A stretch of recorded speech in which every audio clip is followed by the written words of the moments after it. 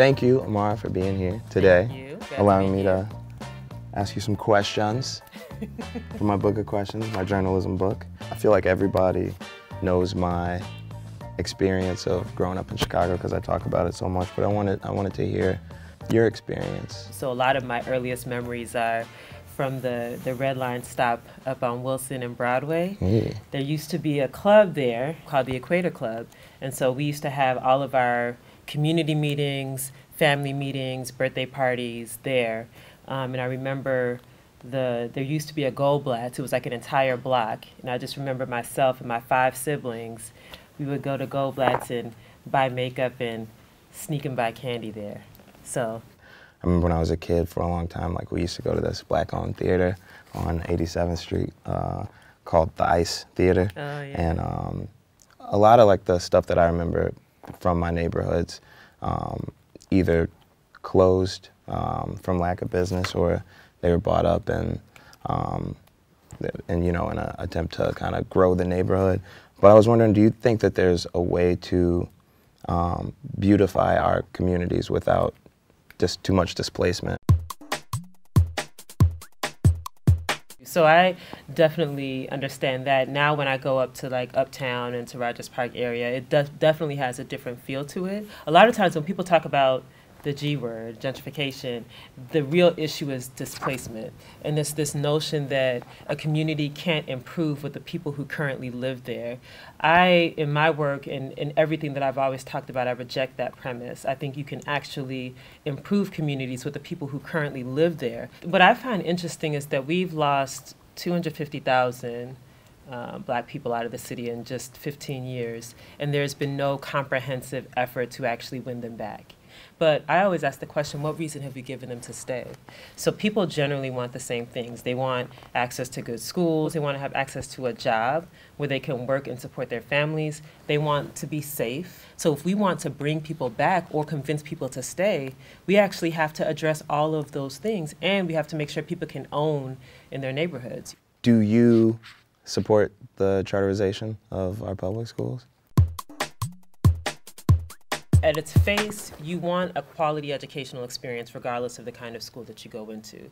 But what happened in Chicago is that, number one, the population of the city was declining, and we weren't planning ahead or anticipating that. But at the same time as the population was declining, we were opening up charter schools, in some instances, right next to neighborhood schools. So what happens, yes, it was shocking. Because Chicago funds its school system, it's student-based budgeting, which means the funding follows the child. Yeah. So whichever school has more kids gets more funding. money. Yeah. So now if you have a public neighborhood school and a charter school right next to each other, now it comes down to who has the better marketing budget to pull those kids into their school. And we also found that charter schools don't necessarily perform better than public neighborhood schools. What are your priorities in addressing CPS immediately? I think one of the biggest issues for me is this issue of equity. So the fact that you can go to a school and a mile down the street, you can get a completely different educational experience, to me I can't even conceive of how that could be acceptable. So how we spend our money, making sure that's equitable, the programs that are available to students, we have to address that.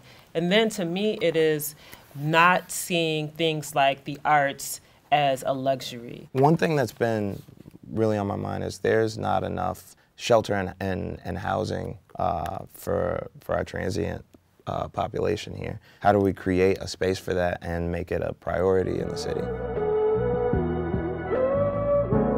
Part of the problem when the city closed the mental health facilities, was that people didn't see it as this is life and death for some people. And there were actually people who died because they did not have access to those resources that they needed. Absolutely. It's also this issue of access to housing. Like housing, I see housing as a human right. This means that as communities are changing, because we talked about gentrification earlier, we actually have to make sure that we're increasing the volume of housing to make sure that people actually have access across the city. Not necessarily relegating them to just certain pockets of the city, but in every neighborhood, people should be able to find housing. They should be able to get access to mental health resources, whether that's on site or even in their schools. How do we decriminalize homelessness? How do we decriminalize mental health in Chicago? How do we get them the sustained access to care that they need? And it has to be across communities, and it shouldn't be just those who can afford it. I live on the west side of Chicago. There was this case with Quintonio LeGrier in West Garfield who was having some episode, and the police were called. They were clearly ill-equipped to deal with him and what he was going through. Ended up killing him and Betty Jones, who was opening the door for police. That's the tragedy, right? Because they didn't see Quintonio as someone who needed help and assistance. They saw him as a potential criminal and took action that was fatal to him and to an innocent bystander as well. Me personally, I don't want to put this on anybody else, but I do believe that the issue there is not necessarily just in the people who wear the uniform, but specifically in how the system that they work in is designed. Well, I mean, policing has been an issue for decades, even though the Department of Justice report was fairly recent, but it was basically saying what people in communities have been saying for generations. Who holds the state-sanctioned actors accountable? So things like being able to see the record of police officers, which ones have significant amounts of complaints in their past. We have to be under this consent decree because clearly it has not worked relying on the city to say, okay, we're going to monitor ourselves. I believe we can institutionalize more organic community self-monitoring by investing in block clubs. And then it is actually looking at how does the system reinforce distrust between the police and communities that are policed. So when you look at, for example, policies like stop and frisk, which are now in the news again, and in Chicago, for example, 72% of individuals that were stopped were Black, right? So there's this question of over-policing, and what does that lead to? If they're getting tickets at higher rates, well, now you're seeing that you're not only are you getting stopped more, but you're getting tickets at higher rates. Right. So it creates this sense of dread to even see police officers in your community. Right. The narratives that we tell officers or anyone in the city about certain communities, I think is very problematic.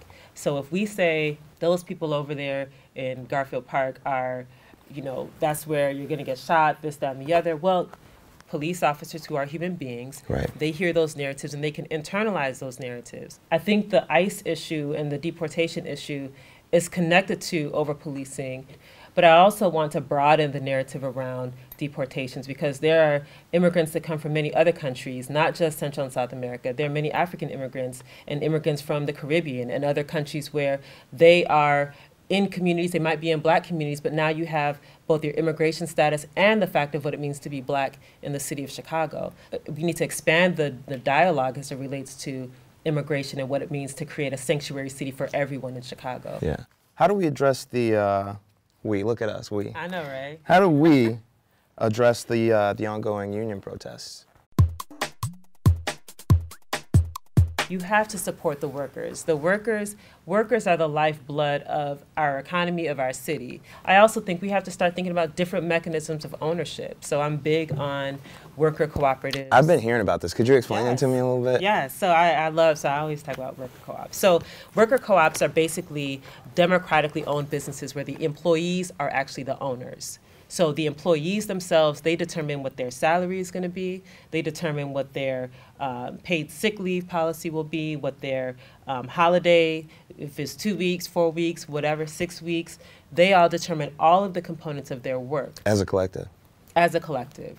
So this model is actually in place around the world. It's the reason why Germany's economy is so strong. So you treat something different when you own it, right? So if it's mine, yeah. Yeah, so like this is my hat, I own it. I can't just if I just snatch it, you'd be like, whoa, what are you doing, right? So it's the same with the job. If you own the company that you're working for, right, you're vested in that in a way that is far beyond if I'm clocking into someone else's thing. Right? So imagine communities where people are collectively owning their own businesses. Now they're vested in their neighborhoods in a way that is far beyond what the traditional ownership model looks like. Do you think that there's ways to generate income for the city without raising taxes? So first, we have to save the city money. So the city is paying $1.7 billion is what we will pay in police misconduct settlements.